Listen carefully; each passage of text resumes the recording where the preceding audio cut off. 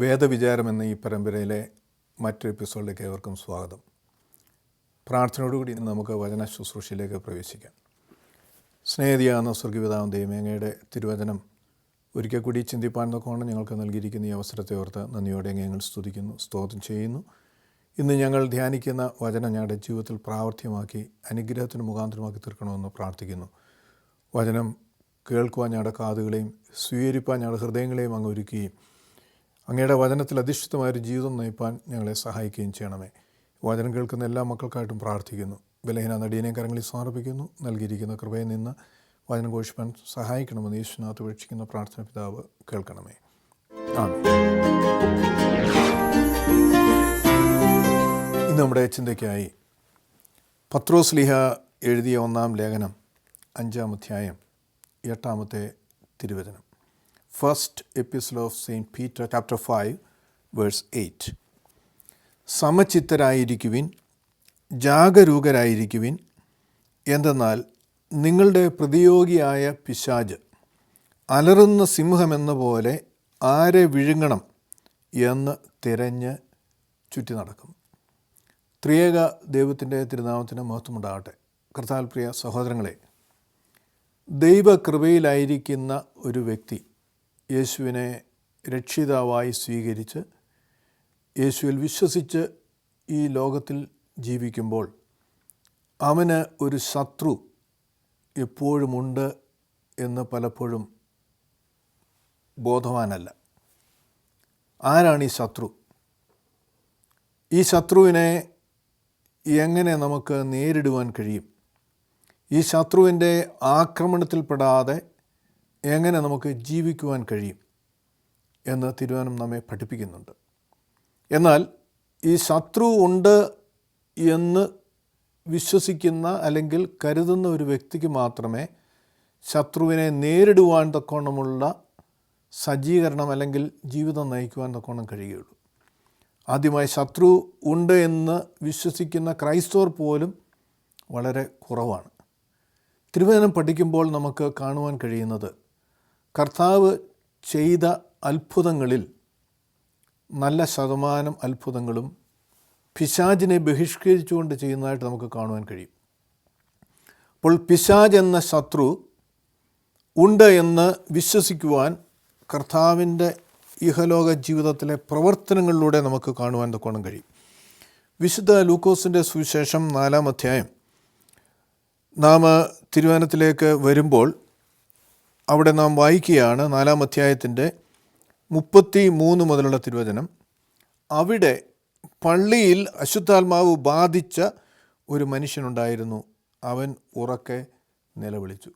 അശുദ്ധാത്മാവ് എന്ന് പറഞ്ഞാൽ പിശാചിൻ്റെ ആത്മാവ്, പൈശാചിക ആത്മാവ് ബാധിച്ച ഒരു മനുഷ്യൻ പള്ളിയിലുണ്ടായിരുന്നു.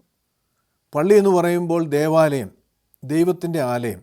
അപ്പോൾ ദൈവത്തിൻ്റെ ആലയത്തിൽ പോലും അശുദ്ധാത്മാക്കൾക്ക് പ്രവേശനം നിഷിദ്ധമല്ല എന്ന് നാം ഇവിടെ മനസ്സിലാക്കുകയാണ്. അവിടെ പള്ളിയിൽ അശുദ്ധാത്മാവ് ബാധിച്ച ഒരു മനുഷ്യനുണ്ടായിരുന്നു. അവൻ ഉറക്കെ നിലവിളിച്ചു, നസ്രയനായ യേശുവെ വിടുക, നിനക്ക് ഞങ്ങളോട് എന്ത് കാര്യം? ഞങ്ങളെ നശിപ്പിക്കുവാൻ വന്നിരിക്കുന്നുവോ? നീ ആർ എന്ന് ഞാൻ അറിയുന്നു, ദൈവത്തിൻ്റെ പരിശുദ്ധൻ തന്നെ എന്ന് പറഞ്ഞു. യേശു ആ ദേവാലയത്തിലേക്ക് വന്നപ്പോൾ അശുദ്ധാത്മാവ് ബാധിച്ച ആ മനുഷ്യൻ ഉറക്കെ വിളിക്കുകയാണ്, ഞങ്ങളെ വിട്ട് പോകുക, നിനക്ക് ഞങ്ങളോട് എന്ത് കാര്യം എന്നവൻ വിളിച്ചു പറയുകയാണ്. അപ്പോൾ മനുഷ്യനേക്കാൾ ഉപരിയായി യേശു ആരെന്ന് അറിയുന്ന വ്യക്തിത്വമാണ് പിശാച്. ആ പിശാച് ബാധിച്ച മനുഷ്യനാണ് വിളിച്ചു പറയുന്നത്, ഞങ്ങളെ വിട്ട് പോകുക, ഞങ്ങളെ നശിപ്പിക്കുവാൻ വന്നിരിക്കുന്നു. അപ്പോൾ യേശുവിന് പിശാചിൻ്റെ മേൽ അധികാരമുണ്ട് എന്നുകൂടി നമ്മെ ഇവിടെ ബോധ്യപ്പെടുത്തുകയാണ്. ഞങ്ങളെ നശിപ്പിക്കുവാൻ, ഇപ്പോൾ പിശാചിനെ നശിപ്പിക്കുവാൻ യേശുവിന് മാത്രമേ കഴിയുള്ളൂ. അതുകൊണ്ടാണ് നാം ദൈവവചനത്തിൽ പഠിക്കുന്നത്, യേശുവിൻ്റെ നാമം അവൻ വിറയ്ക്കുന്നു, യേശുവിൻ്റെ നാമത്തെ അവൻ ഭയപ്പെടുന്നു, യേശുവിൻ്റെ നാമത്തിൽ പിശാചിനെ ബഹിഷ്കരിക്കുന്നു എന്നൊക്കെ നമുക്ക് തിരുവചനത്തിൽ കാണുവാൻ തക്കോണം കഴിയുന്നത്. അപ്പോൾ ഒന്നാമത് പിശാച് ഉണ്ട് എന്നുള്ള ഒരു വലിയ ബോധ്യം നമുക്കുണ്ടാകണം. രണ്ടാമത് അവന് ശത്രുത്വമുള്ളത് ദൈവകൃപയിൽ ദൈവത്തോട് ചേർന്ന് ജീവിക്കുന്ന വ്യക്തികളോടാണ്. സാധാരണ ഒരു വ്യക്തിയോട് അവനൊരു വൈരാഗ്യവുമില്ല, അവർ അവൻ്റെ ശത്രുവുമല്ല. എന്നാൽ ദൈവസന്നിധിയിലേക്ക് വന്ന ദൈവകൃപയിലായിരിക്കുന്ന ഓരോ വ്യക്തിയെയും അവൻ വീഴ്ത്തുവാൻ, അവൻ ദൈവത്തിൽ നിന്ന് അകറ്റുവാൻ എപ്പോഴും പരിശ്രമിച്ചുകൊണ്ടേയിരിക്കും. ഇത് ഉൽപ്പത്തി മുതൽ നമുക്ക് കാണുവാൻ കഴിയും. ഏദൻ തോട്ടത്തിലാക്കിയിരുന്ന ആദാമിനെയും ഹവ്വായെയും പിശാച് പാപത്തിലൂടെ യേശുവിൽ ദൈവത്തിൽ നിന്ന് അവനെ അകറ്റുകയാണ്. ദൈവത്തോട് കൂടെ, അതായത് പാപം ചെയ്തു കഴിയുമ്പോൾ ദൈവം ആ തോട്ടത്തിലേക്ക് വരുന്നു എന്ന് നമുക്ക് കാണുവാൻ കഴിയും. അവൻ്റെ കാലൊച്ച കേട്ട് അവർ ഒളിച്ചിരിക്കുന്നതായിട്ട് നമുക്ക് കാണുവാൻ കഴിയും. അപ്പോൾ മനുഷ്യനോടൊപ്പം എപ്പോഴും ദൈവം ആയിരിക്കുവാൻ ആഗ്രഹിക്കുകയാണ്. മനുഷ്യനോടൊപ്പം ദൈവം ആയിരിക്കുവാൻ കഴിയുന്ന മനുഷ്യൻ വിശുദ്ധിയിൽ ജീവിക്കുമ്പോഴാണ്. എന്നാൽ അവൻ്റെ വിശുദ്ധിയെ നശിപ്പിക്കുവാൻ പിശാച് എപ്പോഴും പ്രവർത്തിച്ചുകൊണ്ടേയിരിക്കും. അതുകൊണ്ടാണ് ഇവിടെ പത്രോസ്ലീഹ പറയുന്നത്, സമചിത്തരായിരിക്കുവിൻ, ജാഗരൂകരായിരിക്കുവിൻ, വിജിലൻറ്റ്. നാം എപ്പോഴും അവൻ്റെ പ്രവർത്തനങ്ങളെക്കുറിച്ച് അറിവുള്ളവരും ബോധവാന്മാരും ആയിരിക്കണമെന്ന് ഇവിടെ പത്രോസ്ലീഹ നമ്മെ ഓർമ്മപ്പെടുത്തുകയാണ്. എന്നിട്ട് പറയുകയാണ്, എന്തെന്നാൽ നിങ്ങളുടെ പ്രതിയോഗിയായ പിശാച്, നമ്മുടെ ശത്രുവായ പ്രതിയോഗിയായ പിശാച് അലറുന്ന സിംഹം എന്ന പോലെ ആരെ വിഴുങ്ങണം എന്ന് തിരഞ്ഞ് ചുറ്റി നടക്കുന്നു. അലറുന്ന സിംഹം നമുക്കറിയാം, സിംഹത്തിൻ്റേതാകുന്ന ഇരയെ അന്വേഷിക്കുന്ന സാഹചര്യം നമുക്കറിയാം. അവൻ്റെ ശബ്ദം കേൾക്കുമ്പോൾ കാട്ടിലുള്ള മൃഗങ്ങളൊക്കെ ഓടി ഒറ്റയ്ക്കാകുന്ന മൃഗത്തെ അവൻ തേടി പിടിച്ച് ഇരയാക്കുന്നത് നമുക്ക് കാണുവാൻ കഴിയും. അപ്രകാരം ഈ ലോകത്തിൽ ജീവിക്കുമ്പോൾ നമ്മെ ദൈവകൃപയിൽ നിന്ന് അവൻ അകറ്റി നാം ഒറ്റപ്പെട്ട് കഴിയുമ്പോഴാണ് നമ്മെ വീഴ്ത്തുവാൻ തക്കോണം പിശാച് പരിശ്രമിക്കുന്നത് എന്ന് നമുക്ക് തിരുവചനത്തിലൂടെ പഠിക്കുവാൻ തക്കോണം കഴിയും. എങ്ങനെയാണ് നമ്മുടെ പിശാച് നമ്മെ തകർക്കുന്നത്? ആ ശത്രുവിൻ്റെ ലക്ഷ്യം നമ്മെ തകർക്കുക എന്നുള്ളതാണ്. എന്നാൽ എങ്ങനെയാണ്? 4 കാര്യങ്ങൾ നമുക്ക് കാണുവാൻ കഴിയും. 1, നമ്മുടെ വിശ്വാസത്തെ അവൻ തകർക്കും. 2, നമ്മുടെ സന്തോഷത്തെ അവൻ തകർക്കും. 3, നമ്മുടെ വിശുദ്ധിയെ അവൻ തകർക്കും. 4, നമ്മുടെ സാക്ഷ്യത്തെ, യേശു ചെയ്ത നന്മകൾ നന്ദിയോടുകൂടി ഓർക്കുന്നതിന് മറന്നുപോയി ജീവിക്കുന്നൊരു സാഹചര്യം, നമ്മുടെ സാക്ഷ്യത്തെ അവൻ തകർക്കും. ഈ 4 തലങ്ങളിൽ അവൻ പ്രവർത്തിച്ച് നമ്മെ അവൻ കീഴടക്കുന്ന ഭാഗം നമുക്ക് തിരുവചനത്തിലൂടെയൊക്കെയും കാണുവാൻ കഴിയും. പൗലോസ് അപ്പോസ്തലൻ എഫേഷ്യർക്ക് എഴുതിയ ലേഖനത്തിൽ അതിനെക്കുറിച്ച് പറയുന്നുണ്ട്. എഫേഷ്യർക്ക് എഴുതിയ ലേഖനത്തിൻ്റെ 6-ാം അധ്യായം 17-ാമത്തെ തിരുവചനത്തിലേക്ക് നാം വരുമ്പോൾ നാം വായിക്കുകയാണ്, രക്ഷയെന്ന ശിരസ്ത്രവും ദൈവവചനമെന്ന ആത്മാവിൻ്റെ വാളും എടുത്തുകൊള്ളുക.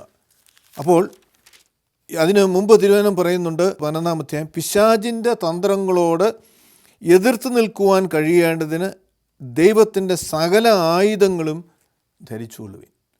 ദൈവത്തിൻ്റെ സകല ആയുധങ്ങളും ധരിക്കുന്ന ഒരു വ്യക്തിക്ക് മാത്രമേ പിശാചിൻ്റെ തന്ത്രങ്ങളോട് എതിർത്ത് നിൽക്കുവാൻ കഴിയുകയുള്ളൂ. പിശാചിൻ്റെ തന്ത്രങ്ങൾ നാം എത്ര ദൈവകൃപയിലായിരുന്നാലും നാം അതിനെ നേരിടണം.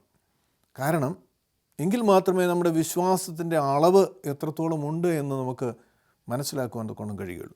നമ്മുടെ ആത്മീയ ജീവിതത്തിൽ പിശാച് നമ്മെ തകർക്കുവാൻ ശ്രമിക്കുന്ന പല മേഖലകൾ ഉണ്ടാകാം. അത് നമ്മേക്കാൾ ഉപരിയായി പിശാചിനറിയാം. കാരണം ഓരോ വ്യക്തിയുടെയും ബലഹീനതകൾ വ്യത്യസ്തമാണ്.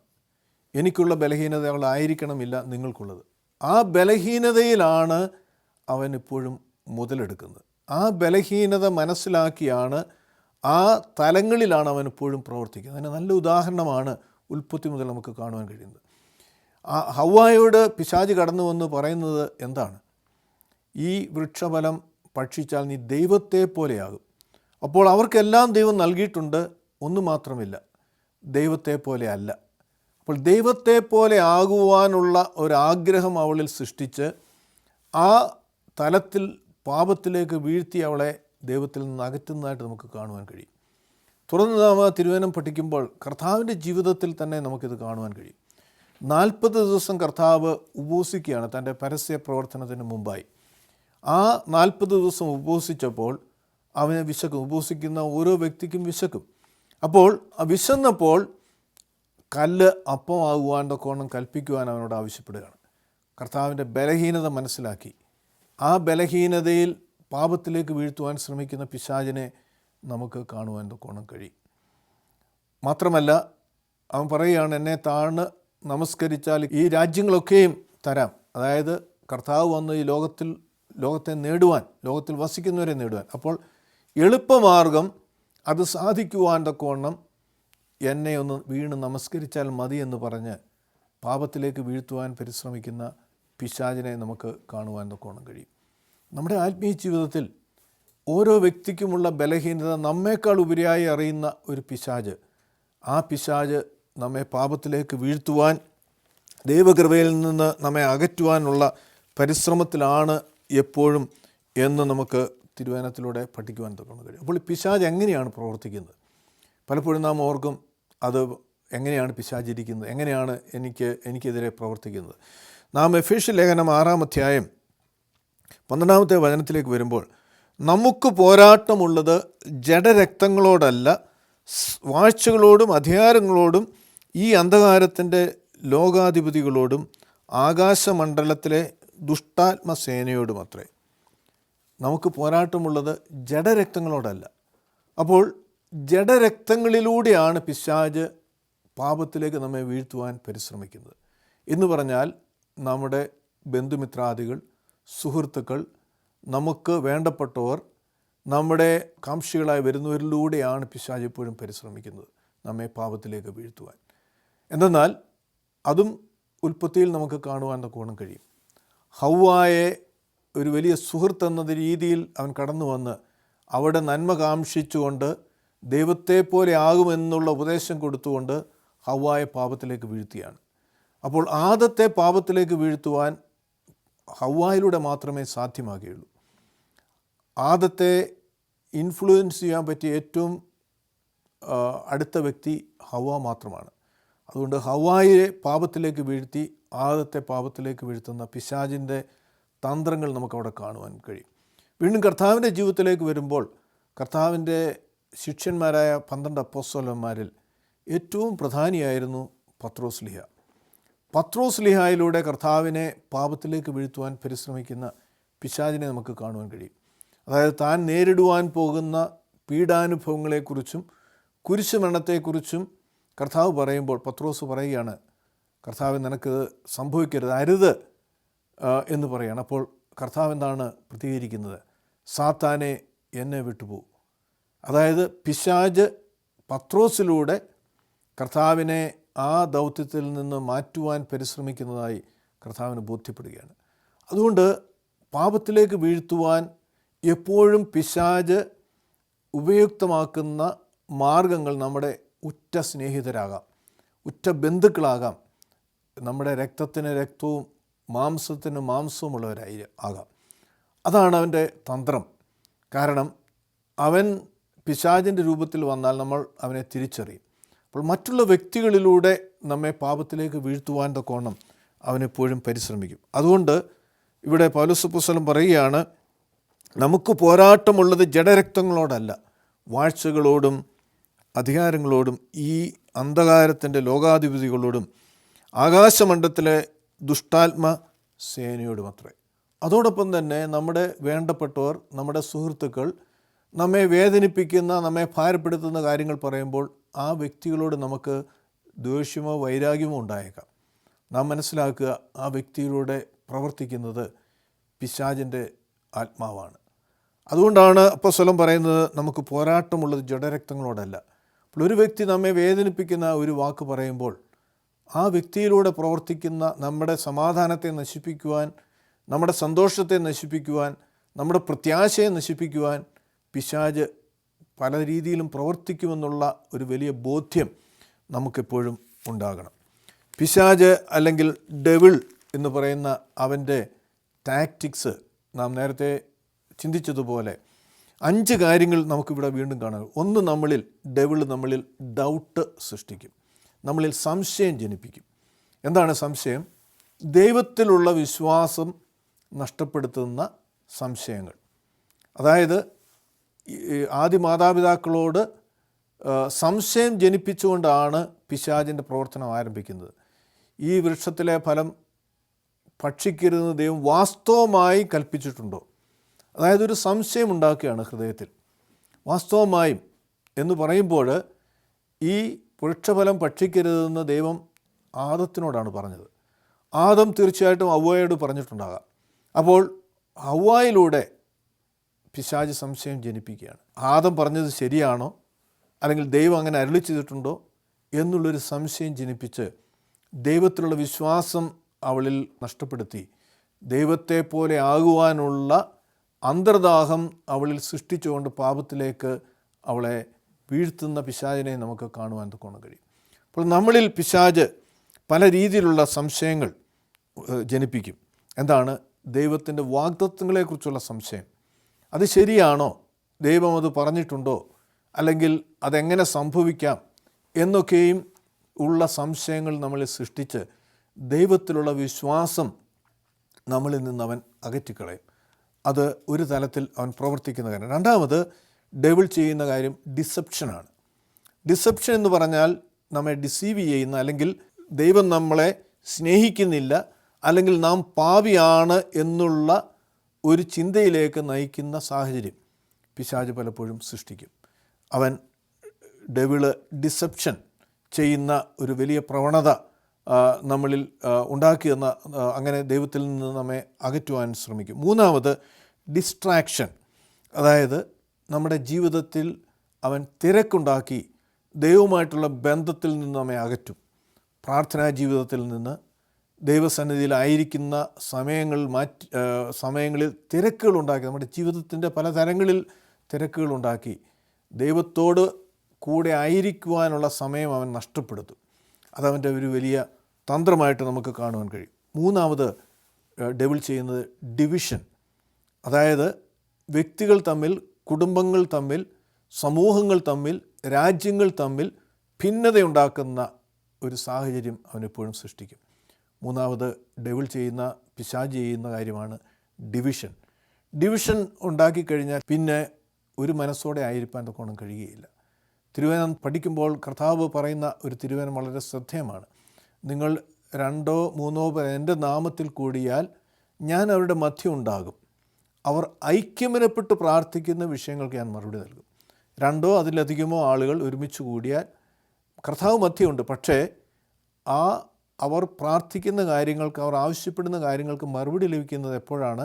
അവർ ഐക്യമനത്തിൽ ഒരു മനസ്സോടെ പ്രാർത്ഥിക്കുമ്പോൾ, ഒരു മനസ്സോടെ പ്രവർത്തിക്കുമ്പോഴാണ് അത് അനുഗ്രഹമായി തീരുന്നത്. അപ്പോൾ എങ്ങനെയാണ് ഈ ഒരു മനസ്സ് നമ്മെ മാറ്റുന്നത്? ഡിവിഷൻ ഉണ്ടാകും. വ്യക്തികൾ തമ്മിൽ അഭിപ്രായ വ്യത്യാസങ്ങളുണ്ടാകും. അവർ തമ്മിൽ ചേരാത്ത സാഹചര്യങ്ങളുണ്ടാകും. കുടുംബത്തിൽ ഭാര്യ ഭർത്താക്കന്മാർ തമ്മിൽ, മക്കളും മാതാപിതാക്കളും തമ്മിൽ, സഹോദരങ്ങൾ തമ്മിൽ ഡിവിഷൻ ഉണ്ടാക്കുന്ന, ഭിന്നതയുണ്ടാക്കുന്ന ഒരു വലിയ പ്രവണത ആണ് പിശാച് സൃഷ്ടിക്കുന്നത്. അതുവഴി ദൈവത്തിൽ നിന്ന്, ദൈവിക ദൗത്യത്തിൽ നിന്ന്, ദൈവം ഏൽപ്പിച്ച ഉത്തരവാദിത്തത്തിൽ നിന്ന് മനുഷ്യനെ വീഴ്ത്തുവാൻ അവൻ പരിശ്രമിക്കും എന്ന് നമുക്ക് കാണുവാൻ കഴിയും. ഇത് ആത്മീയ ജീവിതത്തിൽ തന്നെ നമുക്ക് കാണുവാൻ കഴിയും. ഭാര്യയും ഭർത്താവും ഒരുമിച്ച് കർത്താവിന് വേണ്ടി പ്രവർത്തിക്കുന്നവർ കുറേ കാലം കഴിയുമ്പോൾ അവർ തമ്മിൽ ഭിന്നതയുണ്ടാക്കുകയാണ്.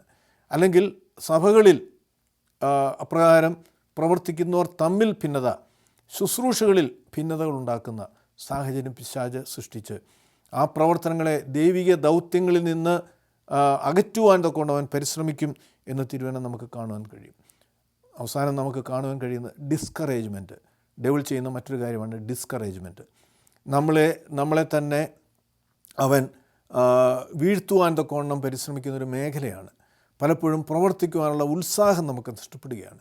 പ്രവർത്തിച്ചിട്ട് ഫലമൊന്നുമില്ല, പ്രവർത്തിച്ചിട്ട് ഫലമൊന്നും കാണുന്നില്ല എന്നുള്ളൊരു ചിന്തയിലേക്ക് പിശാച് നമ്മെ വരുത്തും. ദൈവത്തിൻ്റെ വചനം കൊടുക്കുന്ന ഒരു വ്യക്തി, നീ വചനം കൊടുത്തിട്ട് എന്താണ് ഫലം, ആരെങ്കിലും നിനക്ക് നേടുവാൻ കഴിഞ്ഞോ എന്നൊക്കെയുമുള്ള ആ ഡിസ്കറേജ്മെൻറ്റ് ആ വ്യക്തിയിൽ കുത്തിവെച്ച് അവനെ ദൈവകൃപയിൽ നിന്ന് അകറ്റി, ആ ദൗത്യങ്ങളിൽ നിന്ന് അവനെ അകറ്റുന്ന പിശാചിൻ്റെ തന്ത്രങ്ങൾ നമുക്ക് കാണുവാൻ തക്കോണം കഴിയും.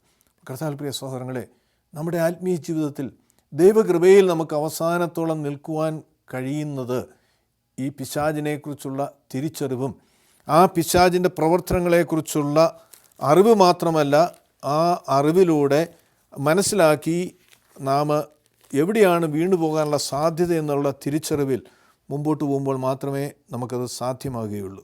നാം പത്രോസ്ലീഹ എഴുതിയ 1-ാം ലേഖനം 5-ാം അധ്യായത്തിലേക്ക് വരുമ്പോൾ 9-ഉം 10-ഉം തിരുവചനങ്ങൾ പറയുകയാണ്, ലോകത്തിൽ നിങ്ങൾക്കുള്ള സഹോദരവർഗത്തിന് ആ വക കഷ്ടപ്പാടുകൾ തന്നെ പൂർത്തിയായി വരുന്നു എന്നറിഞ്ഞ് വിശ്വാസ സ്ഥിരതയുള്ളവരായി അവനോട് എതിർത്ത് നിൽക്കുവിൻ. ആരോട്? പിശാചിനോട്. വിശ്വാസ സ്ഥിരത ഉള്ളവരായി.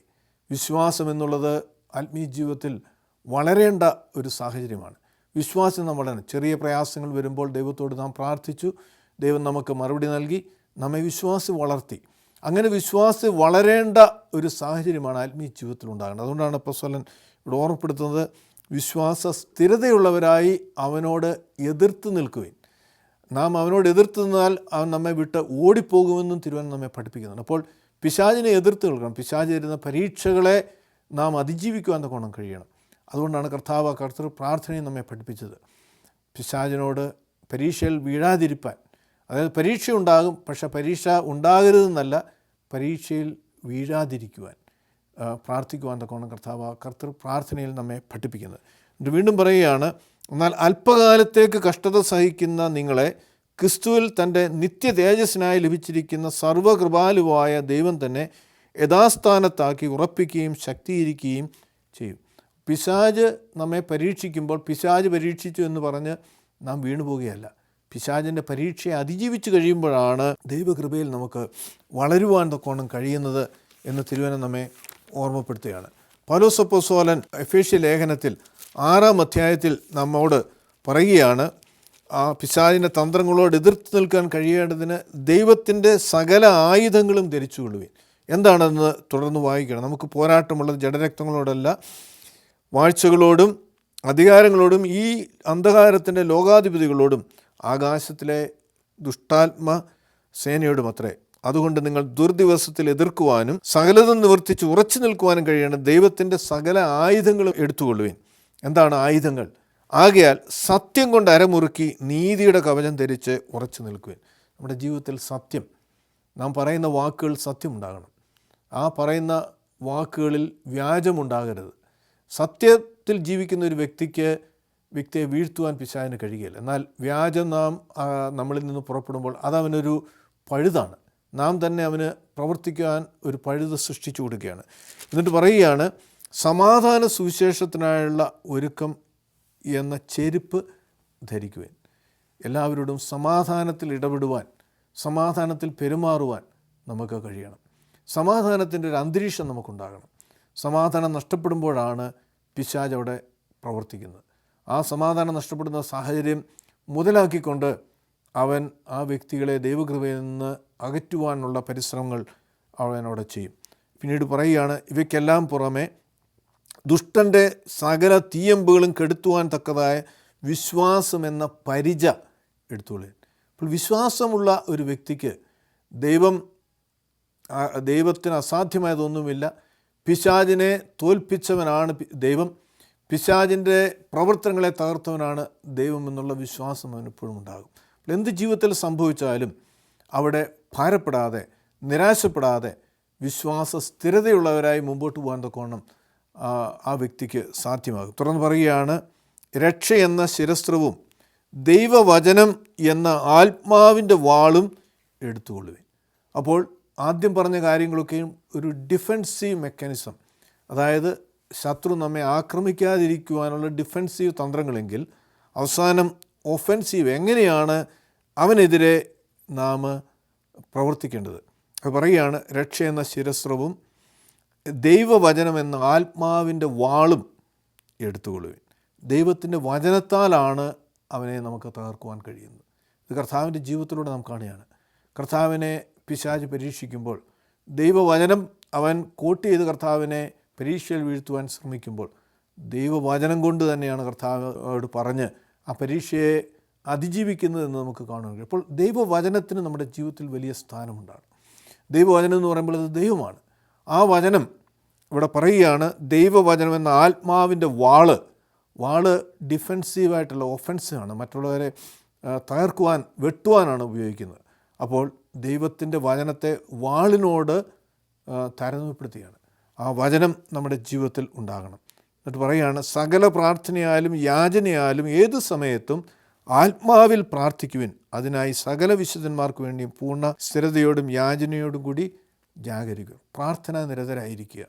നാം പിശാച് നമുക്ക് ചുറ്റുമുണ്ട്, പിശാച് നമ്മെ വീഴ്ത്തുവാൻ പരിശ്രമിക്കും എന്നുള്ള വലിയ ബോധ്യമുണ്ടായി ആ പിശാചിൻ്റെ തന്ത്രങ്ങളെ തിരിച്ചറിയുവാനും അവൻ്റെ പ്രവർത്തനങ്ങളെ മനസ്സിലാക്കിക്കൊണ്ട് അവനെ എതിരെ പ്രവർത്തിച്ച് ഈ വചനമാകുന്ന വാളുപയോഗിച്ചുകൊണ്ട് അവൻ്റെ തന്ത്രങ്ങളെ തകർത്ത് മുമ്പോട്ട് പോകാൻ തക്കോണം നമുക്ക് കഴിയുമെന്ന് തിരുവചനം നമ്മെ ഓർമ്മപ്പെടുത്തുകയാണ്.